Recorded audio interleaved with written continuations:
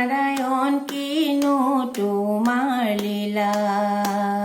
গ্ৰাহ মুখে গজেন্দ্ৰকৈ উদ্ধাৰ কৰিলা হে নাৰায়ণ কিনো তোমাৰ লীলা শুয়ে মেৰাই পদ্মগুটৰ ওপৰক তুলি গজেন্দ্ৰে শৰণলৈ তাহি হৰি বুলি হে নাৰায়ণ কিনো তোমাৰ লীলা ও হে নাৰায়ণ কিনো তোমাৰ লীলা